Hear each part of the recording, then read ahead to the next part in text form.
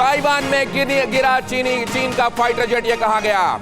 Taiwan रक्षा मंत्रालय का jet गिराने से इनकार।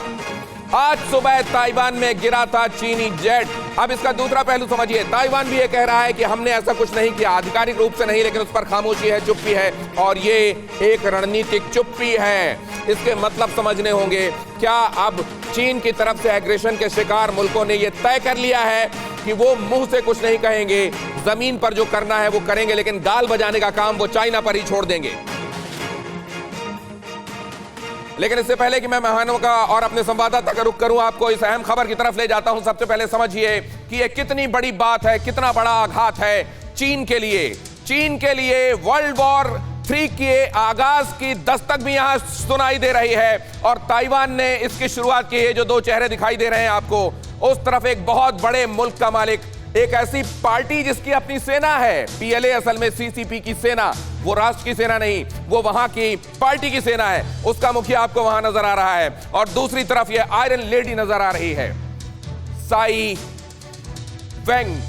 ये वहां की प्रेसिडेंट है, और यहां इन्होंने ये तय कर दिया कि जब कभी एग्रेशन होगा चाइना की तरफ से, तो ताइवान अब आने वाले दिनों में क्या करने वाला है। शायद अमेरिका ने भी उसके साथ ये स्ट्रेटेजाइज किया है कि आने वाले दिन में होने क्या वाला है।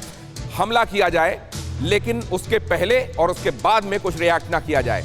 और वो जो हमेशा से गाल बजाने का काम करता रहा, उससे अब बोलते नहीं बन रहा, उससे स्वीकारते नहीं बन रहा कि ऐसा कुछ हुआ है। देखिए, ये है चाइना, जरा साइज देखिए। चाइना इतना बड़ा मुल्क, ड्रैगन कहलाता है, जो उसके अपने मैमथ साइज की वजह से। और दूसरी तरफ आप देख रहे हैं ये टापू मुल्क, ये छोटा सा आइलैंड ताइवान के बारे में। ताइवान यहां आपको दिखाई दे रहा है, जहां से उड़ती हुई मिसाइल आपको दिखाई दे रही है, और जिसने फाइटर जेट को नष्ट करने का काम किया है। आप अगर देखेंगे तो असल में ये दोनों मुल्कों के बीच में आत्मसम्मान की लड़ाई है। एक तरफ चीन जो ये कहता है कि तुम पीपल्स रिपब्लिक ऑफ चाइना हो, और दूसरी तरफ ताइवान, जिसने अपने पासपोर्ट से भी रिपब्लिक ऑफ चाइना जो लिखा रहता था वो भी हटा दिया है। इसका मतलब यह स्पष्ट है कि चीन एक संदेश देना चाहता, ताइवान एक संदेश देना चाहता है चीन को, और यह संदेश आज और बड़ा हो गया जब चीन के गुरूर पर थप्पड़ पड़ा है ताइवान का। ताइवान आप देखें, ये जो छोटा सा टापू मुल्क आपको दिखाई दे रहा है, इसने यह तय कर दिया कि अगर आप एकजुट हैं, अगर आपकी नीयत बुरी नहीं है, अगर आप आत्मसम्मान की लड़ाई लड़ रहे हैं, तो फिर आप ड्रैगन का मुकाबला भी कर सकते हैं। और यही वजह है कि इस डेमोक्रेसी को सपोर्ट करने के लिए अमेरिका भी पूरे ताकत के साथ खड़ा हुआ है।